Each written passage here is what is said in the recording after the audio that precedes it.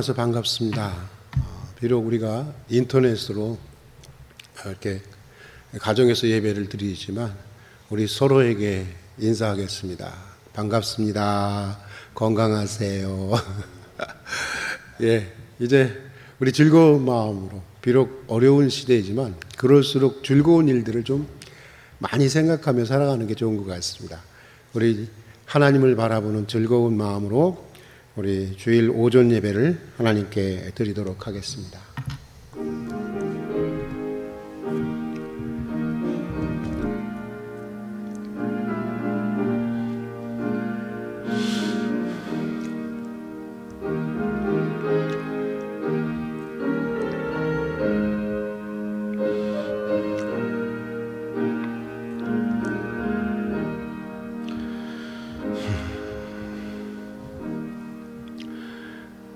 여호와는 나의 빛이요 나의 구원이시니 내가 누구를 두려워하리요. 여호와는 내 생명의 능력이시니 내가 누구를 무서워하리요.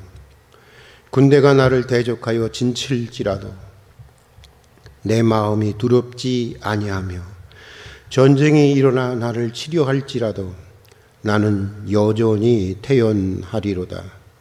내가 여호와께 바라는 한 가지 일 그것을 구하리니 곧 내가 내 평생에 여호와의 집에 살면서 여호와의 아름다움을 바라보며 그의 성전에서 사모하는 그것이라. 은혜와 사랑이 풍성하신 하나님 아버지, 지난 한 주간도 은혜 가운데 지켜주시고 오늘 다시 예배의 자리로 불러주신 것을 진심으로 감사드립니다. 이제 오셔서 저희가 드리는 예배를 받아주시고 예배에 약속하신 은혜를 내려 주시옵소서. 주의 영이 임하는 거룩한 예배가 되게 해주시고 주의 아름다움에 새롭게 눈을 뜨는 시간이 되게 해 주시옵소서. 우리의 뜻과 소원이 하나님의 뜻과 소원과 일치되게 해주시고 우리의 삶의 차원이 달라지게 해 주시옵소서.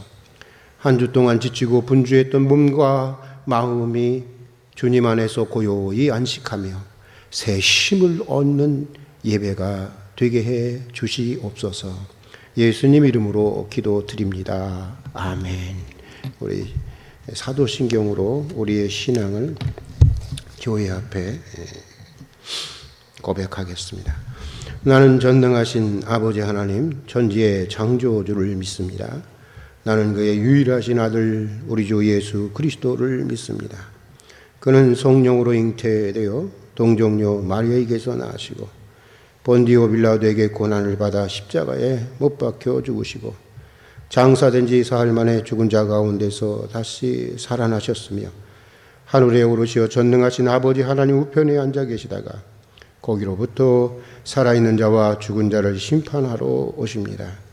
나는 성령을 믿으며 거룩한 공교회와 성도의 교제와 죄를 용서받는 것과 몸의 부활과 영생을 믿습니다. 아멘.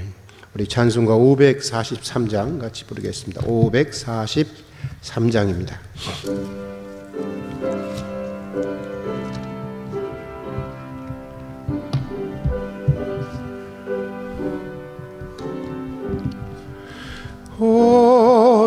어려운 일 당할 때 나의 믿음 적으나 의지하는 내 주를 더욱 의지합니다. 세월 지나갈수록 의지할 것뿐일세. 무슨 일을 당해도 예수 의지합니다. 성령께서 내 마음 밝히시네. 깊이 져주시니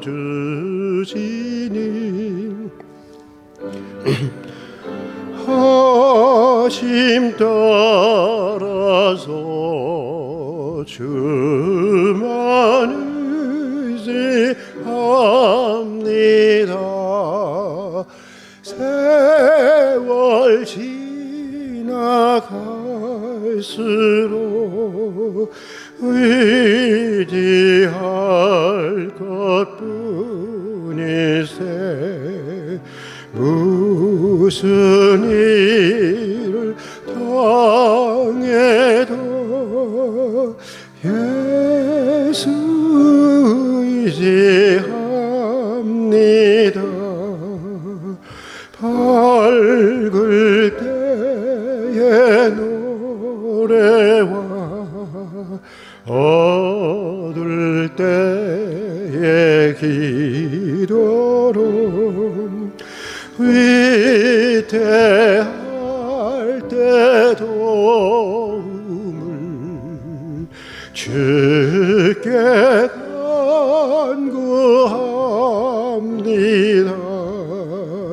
세월 지나갈수록 의지할 것뿐일세 무슨 일을 당해도 예수 의지합니다. 생명 있을 동안엔 예수 의지합니다. 천국 올라가도록 의지할 것뿐일세 세월 지나갈수록 의지할 것뿐일세 무슨 일을 당해도 예수 의지합니다.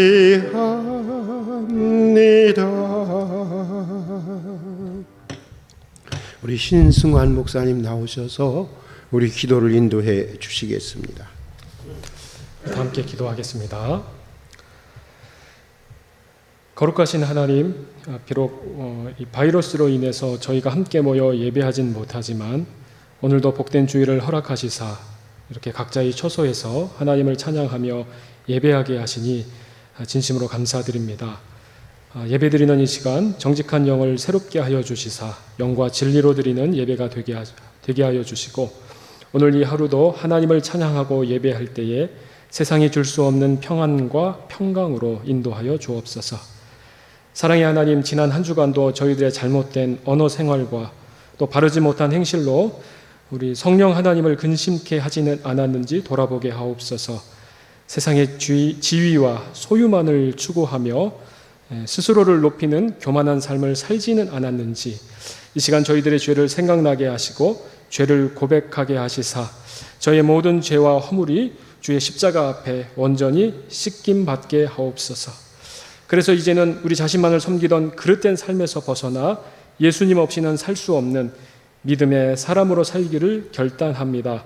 우리 중심의 삶의 축을 우리가 아니라 하나님께로 옮기게 하시사 날마다 말씀 앞에 우리를 드리며 주님만을 중심에 모시며 살아가게 하옵소서. 전능하신 하나님, 이 시대는 자기를 사랑하며 돈을 사랑하며 자긍하며 교만하며 감사치 아니하며 거룩하지 아니하여 무정하며 원통함을 풀지도 아니하고 쾌락 사랑하기를 하나님 사랑하는 것보다 더하며 경건의 모양은 있으나 경건의 능력은 부인하는 시대임을 고백드립니다. 하지만 악한 이 시대에도 특별히 우리 활빈 교회를 향한 주님의 분명한 뜻과 계획이 있는 줄 믿습니다.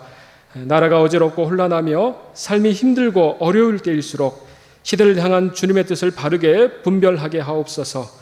그래서 시냇가에 심기운 나무가 시절을 쫓아 과실을 맺으며 그 잎사귀가 마르지 아니함 같이 영육이 건강한 교회로 주님의 뜻을 온전히 담아내는 우리 활빈교회가 되게 하옵소서. 이 마지막 때 주님의 재림이 임박한 이 시대에 주님의 마음을 시원케 하는 교회로 우리를 사용하여 주옵소서. 조함 지역에 죽어간 사람들을 구원하는 구원의 도구로, 또 참된 생명의 기쁨을 나누어주는 은혜의 통로로 쓰임받게 하옵소서. 오늘도 주의 복된 말씀을 들고 말씀의 강단 위에 서실 우리 한양국 담임 목사님을 붙들어 주옵소서. 선포하시는 말씀을 권세 있게 하시사 학자의 혀를 주시고 주의 복음의 비밀을 담대하게 선포하는 가운데 이 갇힌 자가 놓이고 눌린 자가 자유케 되는 부흥과 회복과 치유의 역사가 이 활빈의 강단에서 넘치게 하옵소서. 이 시간에도 나라와 국가를 위하여 수고하며 군 복무 중에 있는 우리 청년들, 또 먼 타지에 나가 있는 성도들, 그리고 육신의 연약함으로 병상에 누워있는 주의 권속들에게도 은혜와 긍휼을 더하시사 이 시간 부으시는 성령의 기름 부으심과 충만함이 동일하게 넘치게 하옵소서. 저희의 예배를 기쁘게 받으시길 간절히 소원하며 우리 주 예수 그리스도의 이름으로 기도하옵나이다. 아멘.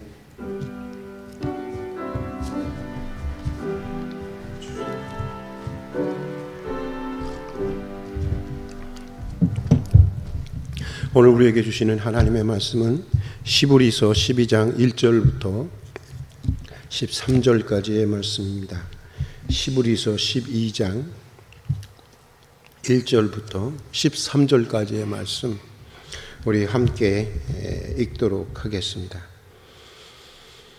신약 성경 367페이지 시브리서 12장 1절에서 13절까지의 말씀입니다. 같이 읽겠습니다.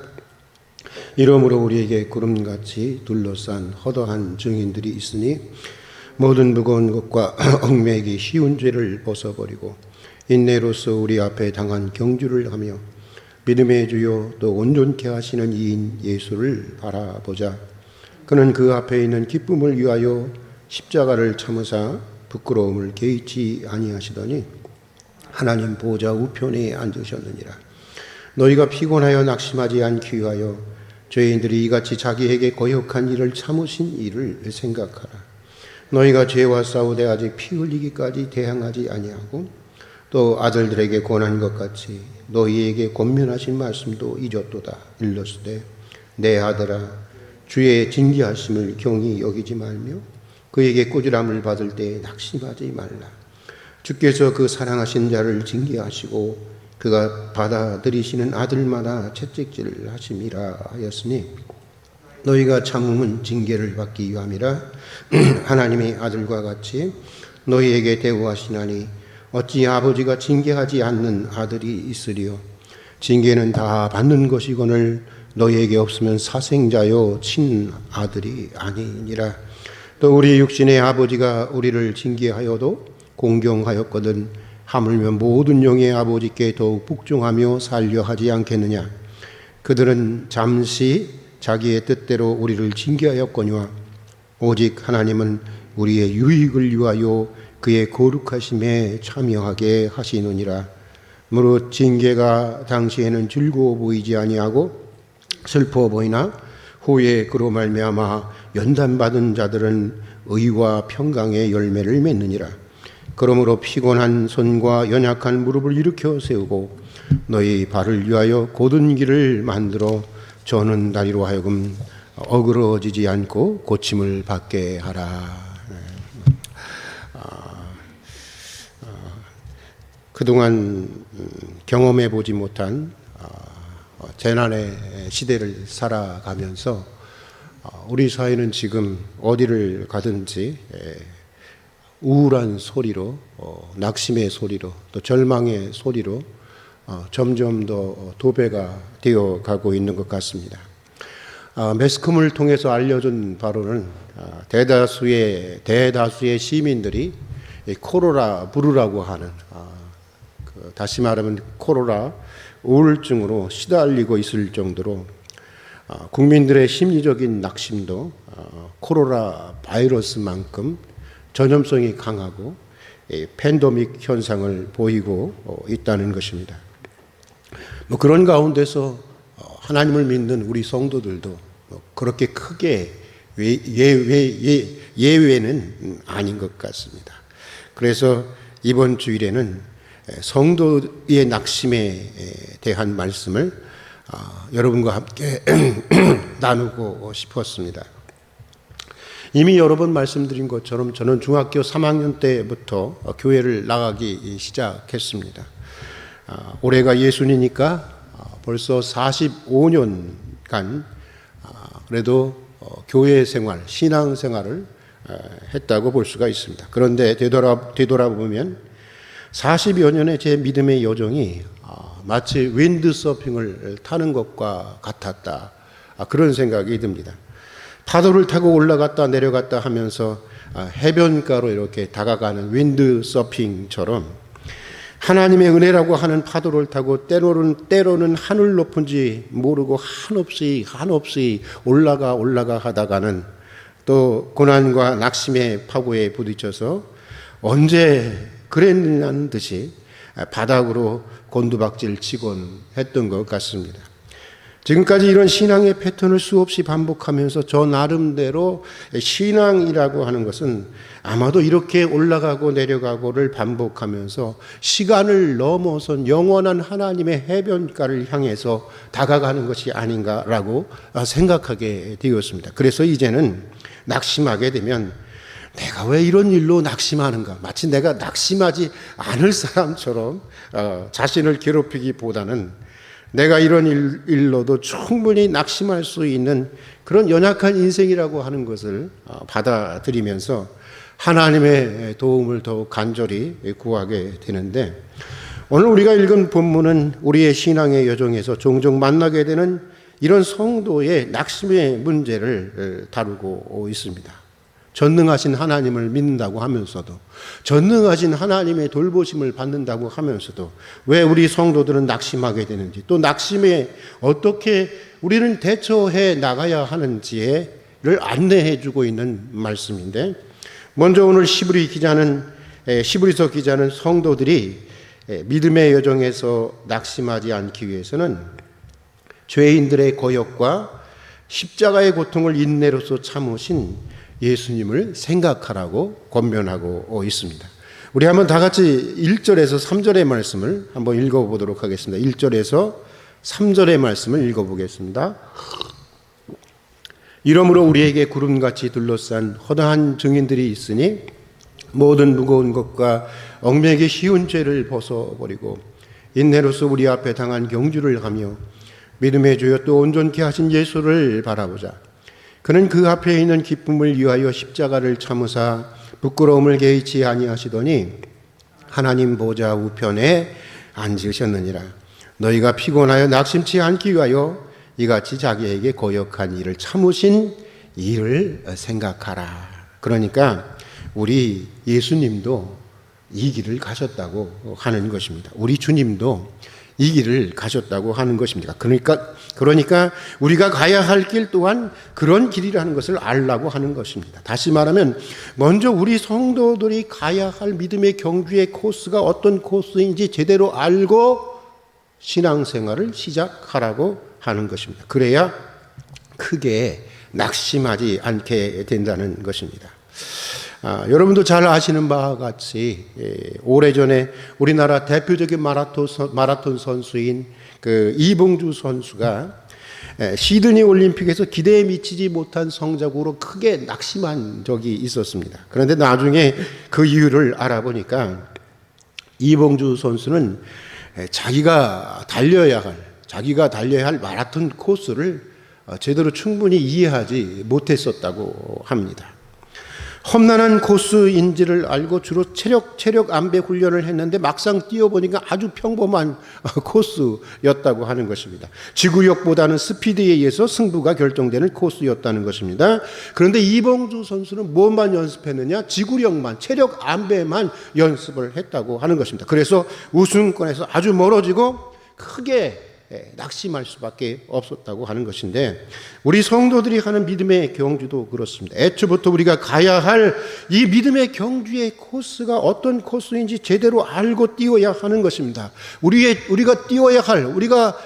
뛰어야 할 믿음의 경주의 코스는 왕의 대로도 아니고, 킹스웨이라고 하는 왕의 대로도 아니고, 하이웨이라고 하는 고속도로도 아니고, 우리가 가야 하는 믿음의 경주의 길, 순례의 길은 예수 그리스도에게처럼 죄인들의 거역을 참으신 길, 돌라로사, 바로 십자가의 길인 것을 알라고 하는 것입니다. 오늘 말씀은 너희가 처음부터 이것을 알고 시작해야 한다고 하는 것입니다. 그래야 크게 낙심하지 않게 된다고 하는 것입니다. 20세기 중반 이후 세계 신학자에서 가장 큰 영향력을 미쳤던 분 중에 한 분이신 이 몰트만이라는 신학자가 있습니다. 이분은 어느 대학 강의에서 이런 말씀을 하셨습니다. 그리스도인이란 어떤 사람들이냐? 그리스도인은 고통으로부터 초요한 영역으로 부름받은 사람들이 아니라 고난의 세계 한복판에 고난의 대표자로 부름을 받은 사람이다. 굉장히 곱씹어볼 만한 그런 말씀인데, 여러분 정말 그렇습니다. 우리가 이것을 잊지 말아야 하는 것입니다. 사실 복음서에 보면 주님은 주님을 따르고자 하는 사람들에게 정말 한 번도 그걸 한번 찾아서 저에게 한번 가져오셨으면 좋겠어요. 단 한 번도 편한 길을 약속해 보신 적이 없습니다. 주님은 누구에게든지 주님을 따르는 길은 분명하게 십자가의 길이라고 못 박아 말씀하셨습니다. 나를 따르려거든 자기를 부인하고 자기 십자가를 지고 나를 따를 것이요 라고 말씀하셨습니다. 믿음이 성숙한 사람들이나 혹은 12 제자들에게만 하신 말씀이 아니었습니다. 불신자들에게도 하신 말씀이었고, 또 초신자들에게도, 그리고 모든 사람들에게 한결같이 하신 말씀이 바로 이 말씀이었습니다. 복음서를 읽어보면 주님이 우리에게 주시고자 하는 축복은 편안이 아닙니다. 주님이 우리에게 주시고자 하는 것은, 축복은 평안입니다. 편안과 평안. 여러분 어때요? 비스무리한 것 같습니까? 그렇게도 보이기도 하죠. 그런데 편안과 평안은 같은 것 같지만 다른 것입니다. 집에 다양한 가전제품이 있으면 편안합니다. 자동차가 있으면 편안합니다. 그러나 다양한 가전제품이 있고 우리에게 자동차가 있다고 해서, 멋진 침대가 있다고 해서 우리가 평안하지는 않는 것입니다. 주님은 편안이 아니라 평안을 주시겠다고 하는 것입니다. 어떤 시련 가운데서도, 어떤 환난 가운데서도 흔들리지 않는 평안을 주시겠다는 것입니다. 세상이 알 수도 없고 세상이 빼앗아 갈 수도 없는 평화를 주시겠다는 것입니다. 우리의 믿음의 여정에는 고통도 있고 시련도 있고 환난도 있겠지만 반드시 우리 인생을 뜻 있는 결론으로 인도해 주시겠다는 것입니다. 그리고 그 믿음의 경주를 완주하는 자에게는 오늘 본문의 말씀처럼 예수님과 같이 하나님의 보좌 우편에 앉는 영광을 주시겠다고 하는 것입니다. 이것이 주님을 따르는 믿음의 사람들에게 주시고자 하는 하나님의 가장 귀하고 근원적인, 궁극적인 축복인 것입니다. 그런데 그 축복을 받기 위해서는 자기를 부인하고 예수님처럼 인내하면서 자기 십자가를 지는 길을 가야 한다고 하는 것입니다. 처남이 군 입대를 앞두고 있을 때였습니다. 그때 제가 우리 처남에게 좀 싸납게 매정한 말을 했어요. 처남, 군생활 잘하고 싶니? 그랬더니 예, 매형 군생활 잘하고 싶어요. 겁에 질린 얼굴로 그렇게 얘기를 하더라고요. 그러면 말이야, 다른 거 없어. 죽었다고 생각하고 가. 그래서 죽었다고 생각하고 가. 아예 처음부터 죽어라 고생하겠다고 하고 가면 어딜 가든지 살만해. 그런데 편안한 군생활 하겠다고 하면 어딜 가든지 지옥 같을 거야. 군대라는 곳이 원래 그런 곳이야. 정도의 차이는 있어도 다 힘든 곳이야. 말은 매정했지만 사실 그것이 진실인 것입니다. 성도들의 믿음의 여정도 마찬가지라고 생각을 합니다. 우리가 아예 십자가를 지고 가겠다고 작정하고 간다고 하면 우리의 믿음의 여정이 어쩌면 훨씬 쉽고 가벼울 거예요. 그렇지 않겠습니까? 편안해지려고만 하니까, 편안하게 살려고만 하니까 인생이 꼬이고 복잡하고 어렵고 무거워지는 것입니다. 아예 고생을 각오하고, 아예 순교를 각오하고, 아예 내가 십자가를 진다고 각오하고 간다면 우리들의 인생이 보다 쉽고 가벼워질 것입니다. 낙심을 한다고 해도 낙심의 폭과 빈도가 매우 줄어들게 될 것입니다. 사랑하는 교우 여러분, 이것을 기억하십시다. 우리가 가야 할 길은 어떤 길이라고요? 십자가의 길이라고 하는 것입니다. 그리고 우리가 그 길을 선택할 때 이 세상에서의 고난과는 좋게 비교할 수 없는 하늘의 영광과 축복이 우리와 함께 하게 되는 것입니다. 여러분, 정말 우리가 이상한 걸 자꾸만 구하는데 진짜 축복이 뭡니까? 우리가 구해야 할 진짜 축복은 다른 거 아니에요. 진짜 축복받는 비결은 십자가를 지는 길인 것입니다. 이것을 잊지 마십시다. 자, 또 4절의 말씀대로 낙심하지 않기 위해서는 지금 내가 받는 고통을 여러분 과장해서는 안 되는 거예요. 가만히 보면 우리 성도들이 과장에 아주 익숙한 것 같아요.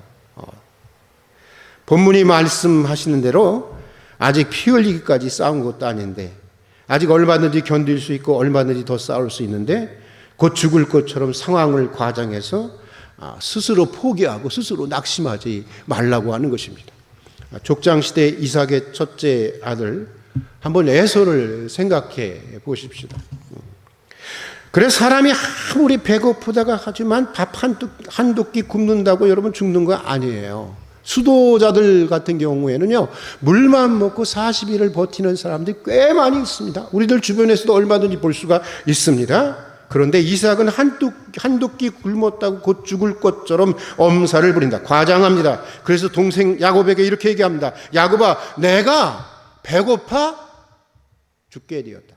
배고프다가 아니에요. 배고플 수는 있어요. 그런데 배고파 뭐 하게 되었다고요? 죽게 되었다. 그러니 팥죽 한 그릇만 다오. 그러면서 팥죽 한 그릇에 자신의 모든 축복, 영적인 축복을 담보하는 장자의 권리를 팔아버리고 맙니다. 형의 배고픔을 이용해서 장자권을 빼앗은 야곱도 아주 나쁜 사람이지만 팥죽 한 그릇에 장자권을 넘긴 에서 또한 경솔하고 많이 덜 떨어진 인간이라고 아니할 수가 없는데, 여러분, 상황을 과장하지 마십시다. 아직 피 흘리기까지 싸우지는 않았지 않았습니까? 아직 우리에게 건강이 있고 젊음이 있고 적어도 살아있지 않습니까?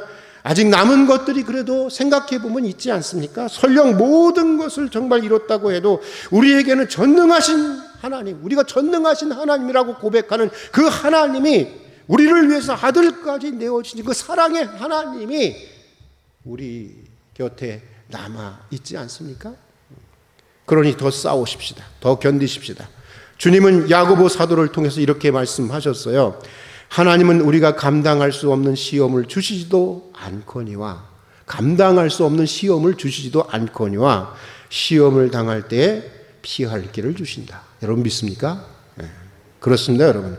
하나님은 결코 우리에게 감당치 못할 시험을 주시지 않는다고 하는 것입니다. 지금 우리에게 주어진 모든 시련과 환난을 얼마든지 우리가 감당할 수 있는 시험이기 때문에 하나님이 우리에게 주신다고 하는 것입니다. 결코 죽지 않습니다. 결코 끝이 아닙니다. 상황을 과장하지 말고 엄살을 부리지 마십시다. 예전에 어느 목사님에게 들은 말인데, 사람들이 그런다는 거예요. 흔히 하는 얘기가 죽겠다 하는데 가만 보면 몇 년이 지났는데도 멀쩡히 살아있더라고 하는 말입니다. 물론 사람이 힘들다 보면 그런 말을 할 수도 있는 것이지만, 비록 이 목사님의 얘기가 냉정하게 들릴런지는 모르지만 우리가 깊이 생각해 볼 말씀이라고 생각합니다. 여러분, 스스로를 과소평가하지 마십시다. 지금 우리가 당하는 이 시험은 얼마든지 우리가 감당할 시험입니다. 여러분 믿습니까? 또 주님께서 주님의 때 우리에게 피할 길을 열어주실 것입니다. 이 약속을 굳게 붙들 수 있기를 바랍니다. 우리는 아직 피 흘리기까지, 오늘 말씀하신 것처럼 너희가 아직 피 흘리기까지 싸우지는 않았지 않느냐. 우리는 피 흘리기까지 싸우지 않았습니다. 얼마든지 더 견딜 수 있습니다. 얼마든지 더 버텨낼 수 있습니다. 정 견디지 못할 정도면 하나님께서는 반드시 우리에게 피할 길을 열어주실 것입니다. 자, 그리고 또 여러분, 성도가 낙심치 않기 위해서는 오늘 본문 5절부터 나오는 말씀대로 이 하나님의 징계를 잘 받아들이셔야 되는 것입니다. 여러분, 하나님은 있잖아요. 하나님의 사랑에는 늘 좋은 것만 주시는 게 하나님의 사랑이 아닙니다. 때로는 징계도 하시는 것이 하나님의 사랑 안에 포함되어 있는 것입니다. 그런데 오늘 우리 성경의 징계라고 번역된 이 말은 사실은 교육이나 훈련 뭐 이렇게 좀 보다 넓은 의미, 포괄적인 의미로 번역되는 것이 훨씬 더 바람직한 그런 말씀, 그런 단어입니다. 그러나 저는 징계라고 번역된 이 번역 그대로 오늘 생각해 보고자 합니다. 왜냐하면 저는 이 코로나 국면과 뭐 절대적으로 제가 아는 것은 아니지만은 제가 생각하기에는 이 코로나 국면과 자연재해가 이 무한한 그 자연에 대한 인간의 탐욕에 대한 하나님의 징계가 아닌가 생각하고 있기 때문이고요. 또 사실 또 우리 많은 그리스도인들이 징계를 받을 때 무너지더라고요. 이스라엘 백성들이 그 1년 지나고 난 다음에 어디죠? 가나안 땅에 들어가려고 했는데 하나님이 징계를 해서 어떻게 했죠? 거길 들어가지 못했잖아요. 그런데 결국은 그 징계 과정 속에서 이 사람들이 다 낙심해서 결국은 여호수아와 갈렙 위에 어떤 사람도 약속의 땅에 들어가지 못하고 거기서 다 낙심하고 여러분 무너져 버리고 말았던 것을 한번 생각해 보면 참 사람이라고 하는 것이 실제로 하나님의 징계를 받을 때 무너지는 경우가 상당하다고 하는 것을 보게 됩니다. 징계를 받아본 분들은 알겠지만 하나님의 징계를 받을 때는 하나님에게도 버려진 것 같지만 사람에게도 버려진 것 같은 느낌을 받습니다. 더 이상 살아야 할 이유도 없는 것 같고 더 이상 소망도 보이지 않기도 합니다. 이제는 다 끝났다, 이제는 끝이다 라고 하는 절망감이 몰려옵니다. 그래서 모든 것을 포기하고 싶은 그런 마음이 드는데, 그러나 여러분, 오늘 본문이 분명히 말하고 있는 것처럼 징계라고 하는 것은, 하나님의 징계라고 하는 것은 아직도 하나님이 우리를 사랑하는 증거인 것입니다. 아직도 우리가 하나님의 자녀라고 하는 징표, 그것이 바로 하나님의 징계인 것입니다. 이것을 우리가 잊지 말아야 하는 것입니다. 어떤 가수의 노래처럼 그런 노래 있잖아요. 아직도 그대는 내 사랑, 그런 노래 있잖아요. 징계는 우리를 향해 불러주신 하나님의 가슴 아픈 사랑의 노래인 것입니다. 여러분, 자녀의 종아리를 때려보신 적이 있나요? 우리 김종일 장로님 한 번도 때려본 적이 없으시대요. 저는 때려본 적이 있습니다. 아마 대부분 그 부모님들이 때려보신 적이 있지 않을까 생각합니다. 그런데 말이에요, 저같이 좀 거친 아빠도요, 이 무식한 아빠도요, 아이 한번 때리고 나면 정말 얼마나 속상한지 죽을 것 같아요. 여러분 그렇지 않습니까? 그래서 몇 번이고 찾아가서 잠든 아이의 얼굴을 쓰다듬어 주고 만져주고 이럴 때가 얼마나 많은지 모릅니다. 그러면서 아이가 혹시 내가 때린 것 때문에 기가 죽지는 않을까, 기가 죽지 않도록 하기 위해서 이전보다 더 잘해주고 용돈도 더 많이 주고 그렇게 우리가 하지요. 그런데 하물며 하나님께서 어떠시겠어요? 우리가 비교할 수 없는 하나님의 아버지 되시는, 우리 아버지 되시는 하나님은 어떠겠냐고요. 에가스드라는 분은 이런 말을 했습니다. 하나님의 진노는 마귀의 애무보다 낫다. 하나님은 우리를 살리려고 징계하시고 마귀는 우리를 죽이려고 애무한다. 참 멋진 말이에요. 우리 한번 따라서 한번 해볼까요? 하나님의 진노는 마귀의 애무보다 낫다. 하나님은 우리를 살리려고 징계하시고, 하나님은 우리를 살리려고 징계하시고, 마귀는 우리를 죽이려고 애무한다. 하나님의 징계는 하나님의 자녀들로 하나님의 자녀답게 만들기 위한 것입니다. 오늘 본문 11절의 말씀대로 징계가 당시에는 즐거워 보이지 않고 슬퍼 보이나 후에 그로 말미암아 연단받은 자들은 의와 평강의 열매를 맺게 되는 것입니다. 징계를 받는다고 생각할 때 낙심하지 마십시오. 때로는 있잖아요. 사실 한 대 맞는 게 필요한 거예요. 때로는 정신이 번쩍 나도록 한 대 맞아야 사람이 될 때가 참 많은 것입니다. 요즘 교육학자들은 이걸 거부하는데 사실 그렇지 않은 것 같아요. 제가 보기에는. 아주 고매한 인품을 가진 노수도승의 제자들이 스승에게 물었습니다. 스승님이 어떻게 해서 그렇게 훌륭한 인품을 가질 수가 있었습니까? 그러자 스승은 알 수 없는 미묘한 웃음을 머금고 이렇게 대답을 했다고 합니다. 그거 있잖아. 몇 번 그런 사건이 있었어. 그랬더라는 거예요. 몇 번 그런 사건이 있었어. 무슨 말이냐? 정신이 번쩍 나도록 하나님께 몇 번 두들겨 맞은 적이 있었다고 하는 것입니다. 그 징계가 지금의 자신을 만들었다고 하는 것입니다. 저는 이번 코로나 사태가 하나님의 선하신 섭리 가운데 있고, 그래서 저는 당장은 힘들고 고통스럽고 어렵지만 반드시 우리 인류를 새롭게 하는 역사의 선을 이루게 될 줄로 저는 믿고 있습니다. 사랑하는 교우 여러분, 이 세상 어느 누구도 낙심으로부터 자유로운 사람은 아무도 없어요. 나는 절대 낙심하지 않아. 그거 절대로 거짓말입니다. 다 낙심하게 돼 있어요. 그러나 낙심의 폭과 빈도를 줄이고 낙심을 당할 때 극복하는 길은 있는 것입니다. 먼저 우리가 가야 할 길이 예수님이 가신 것처럼 무슨 길이라고요? 십자가의 길이라고 하는 것을 기억할 수 있기를 바랍니다. 원래 우리가 가는 길은 많은 참음과 인내가 있어야 하는 길이라고 하는 것을 기억하십시오. 주님이 우리에게 주시는 축복은 편안이 아니라 뭐다? 평안이다. 이것을 꼭 기억할 수 있기를 바랍니다. 그리고 상황을 과장하지 마십시오. 우리에게 주어진 시험, 우리에게 주어진 우리가 지금 직면한 환난, 우리가 지금 직면한 이 시련, 이것들은 우리가 얼마든지 감당하고 돌파할 수 있는 것들인 것입니다. 그리고 또 하나님께로부터 오는 징계에서 하나님의 깊은 사랑을 읽을 수 있는 여러분들이 될 수 있기를 주의 이름으로 축복합니다. 지금 이 코로나 가운데에서도, 이 징계 가운데에서도 하나님의 인류를 향한 하나님의 사랑을 읽어낼 수 있는 그런 은혜가 있기를 바랍니다. 연단을 통해서 우리를 정금 갖게 하시려는 주님의 사랑의 섭리에서 희망을 읽어내고 희망을 찾아낼 수 있는 우리 활빈의 가족들이 될 수 있기를 주의 이름으로 축복합니다. 같이 기도하겠습니다. 사랑하는 주님, 우리가 참 견디기 어려운 시대를 살아가고 있습니다. 저희로 낙심치 않게 해주시고 서로 낙심했을지라도 오늘 주신 말씀을 붙들고 다시 낙심을 극복할 수 있도록 도와주십시오. 예수님의 이름으로 기도드립니다. 아멘. 우리 찬송가 50장 부르시면서 준비하신 봉헌을 하도록 하겠습니다.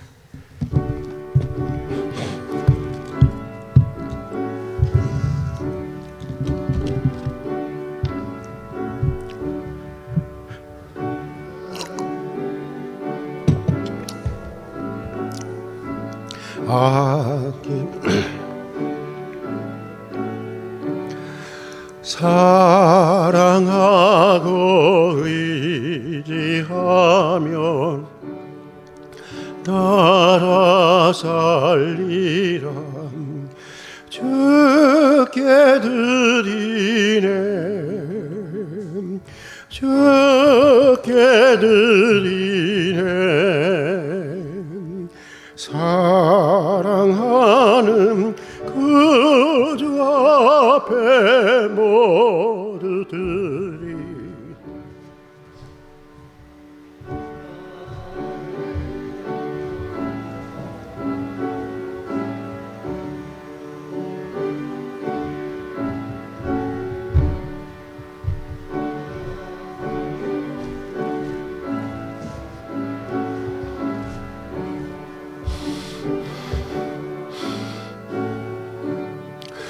주께 드리네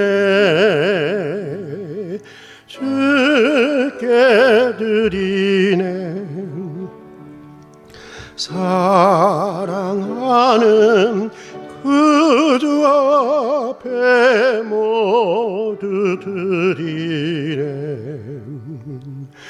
내게 모든 것을 주를 위해 드리네 주의 성령 충만하게 내게 내려주소서 주께 드리네 주께 드리네 사랑하는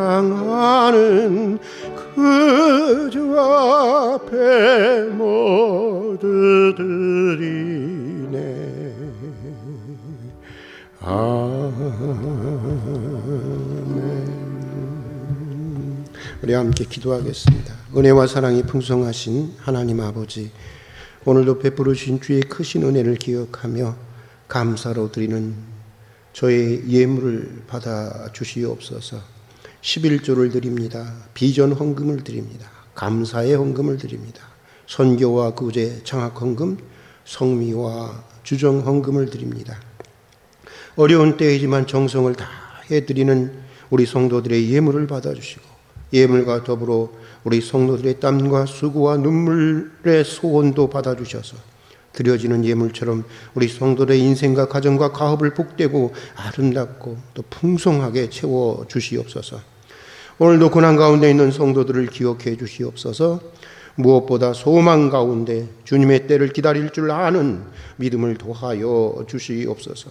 오늘 그 눈물의 자리가 기도의 자리가 되게 하시고 오늘 그 아픔의 자리가 오히려 성숙의 자리가 되게 하시고 오늘 그 고통의 자리가 치유하시고 회복하시는 하나님의 놀라운 은총을 경험하는 은혜의 자리가 되게 해 주시옵소서. 우리 모든 성도들에게 영혼이 잘된 것처럼 강건하며 범사에 형통한 은혜를 내려주시옵소서.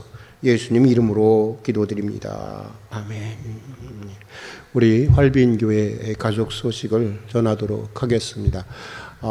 코로나가 아직 그 사태가 안정이 되지 못했기 때문에 정부의 방역 지침과 또 교단 총회의 지침을 따라서 우리가 이번 주까지 비대면 예배를 드리기로 했습니다. 그렇지만 다음 주는 어떻게 될까? 그것은 이제 다음 주의 상황을 보면서 또 정부의 지침과 교단 총회의 또 지침을 따라서 이렇게 결정하도록 하겠습니다. 이렇게 비대면 예배로 교회에서 신앙생활을 할 수 없는 이런 때일수록 참 우리가 가정에서 또 개인적으로 더욱더 믿음의 생활에 분발해 줘야 되지 않겠는가, 이렇게 생각을 합니다. 그리고 또 우리가 참 이렇게 걱정이 많이 됩니다. 이런 상황 속에서 우리가 아무래도 다음 주나 다다음 주 정도에는 이제 우리 이번에 임직자 선고 날을 좀 정하고 또 그것을 이제 해야 될 것 같은데, 지금 이런 상황 속에서 정말 임시선거가 정말 가능하겠는가라고 하는 많은 물음들이 있습니다. 여러분들 정말 잘 될 수 있도록 기도해 주시고요. 또 우리 임직선거에 대한, 비록 우리가 모이지 못하지만 임직선거에 대한 관심을 가져주시고 꼭 기도하시면서 어떤 사람이 교회를 위해서 세워줘야 하는가를 특별히 많은 관심을 가져주시기를 바랍니다. 그리고 이럴 때일수록 우리가 교회에 모이지 못할수록 좀 성도의 교제를 거의 할 수가 없잖아요. 구역 예배도 못하고 전혀 없으니까 이럴 때일수록 교육장님들을 중심으로 해서 교육자들을 중심으로 해서 서로 안부를 물어주고 또 서로 위에서 어려운 일이 있으면은 기도해주고 실질적인 사실 교회에서 이루어지는 성도의 교제는 굉장히 피상적이죠. 뭐 잘 있었니? 잘 있었어.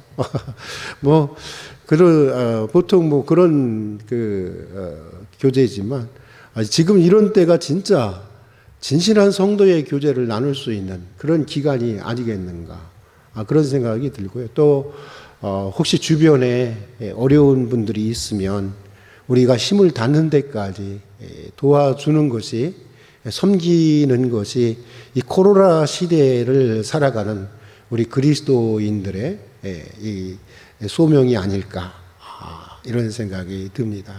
그리고 여러분들 또 한국 교회가 참 뭐 한국 경제도 많이 위기지만 한국 교회도 꽤 지금 위기인데 한국 교회를 위해서 많이 기도해 주시고 또 우리 사회뿐만 아니라 전 지구촌에 코로나가 속히 종식되고 일상이 속히 회복될 수 있도록 여러분들 꾸준하게 또 간절히 기도해 주시기를 바랍니다. 뭐 특별한 그리고 한 가지 더 말씀드리겠습니다. 오늘부터 이렇게 여러분들의 핸드폰 문자로 우리가 새로운 장비를 구입했어 이번에 구입해서 여러분의 핸드폰 문자로 이렇게 그걸 뭐라고 그러는 거죠? 핸드폰 문자. 잠깐 우리 이용숙 목사님 나오셔서 문자로 어떻게 한다고? 문자로 이렇게 우리 예배 신앙을 보내드립니다. 그러니까 핸드폰 문자를 보시면 바로 그걸 누르면 그냥 바로 예배가 나오는 거죠. 무슨 말씀인지 아직 충분히 전달됐나요? 지금 물론 이제 그 홈페이지 들어가서 인터넷을 통해서 홈페이지로 들어가도 괜찮지만 오늘부터는 좀 교회가 장비를 마련해서 여러분의 그냥 핸드폰은 문자로 그냥 보내거든요. 예배 신앙을. 그럼 바로 그걸 누르면 바로 예배로 들어갈 수가 있습니다.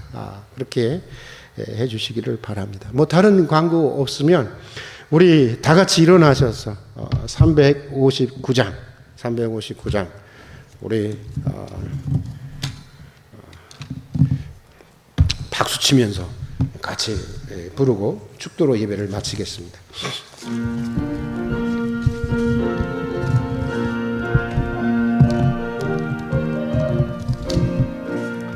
천성을 향해 가는 성도들아 앞길의 장애를 두려 말아라. 성령이 너를 인도하시니 왜 지체를 하고 있느냐.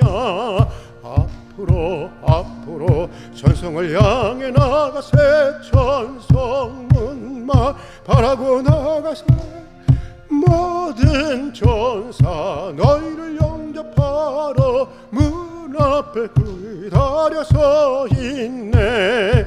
너 가는 길을 누가 비웃거든 확실한 증거를 보여주어라. 성령이 친히 감하여 주사 그들도 참 길을 찾으리. 앞으로 천성을 향해 나가세. 천성문만 바라고 나가세. 모든 천사 너희를 영접하러 문 앞에 기다려서 있네. 너 가는 길을 모두 가기 전에 내 손에 든 검을 꽂지 말아라. 조막이 휜 게 모두 깨트리고 끝까지 잘 싸워 이겨라. 앞으로 천성을 향해 나가세. 천성문만 바라고 나가세. 모든 천사 너희를 영접하러 문 앞에 기다려서 있네. 기도하겠습니다. 이러므로 우리에게 구름같이 둘러싼 허다한 증인들이 있으니 모든 무거운 것과 얽매기 쉬운 죄를 벗어버리고 인내로서 우리 앞에 당한 경주를 하며 믿음의 주여 또 온전케 하시는 예수를 바라보자. 그는 그 앞에 있는 기쁨을 위하여 십자가를 참으사 부끄러움을 개의치 아니하시더니 하나님의 보좌 우편에 앉으셨느니라. 너희가 피곤하여 낙심치 않기 위하여 이같이 자기에게 거역한 일을 참으신 이를 생각하라. 지금은 우리 주 예수 그리스도의 은혜와 말로 다할 수 없는 아버지 하나님의 사랑과 우리 인생을 새롭게 하시고 보다 넓은 사랑의 영역으로 이끄시는 성령님의 교제하심이 하나님의 말씀을 붙들고 낙심을 이기는 믿음의 사람이 되기를 소원하고 다짐하는 우리 성도들 위해, 그리고 코로나와 극심한 재해로 고통 중에 있는 전 지구촌과 우리 사회 위에 지금부터 영원까지 함께해 주시기를 간절히 축원하옵나이다. 아멘.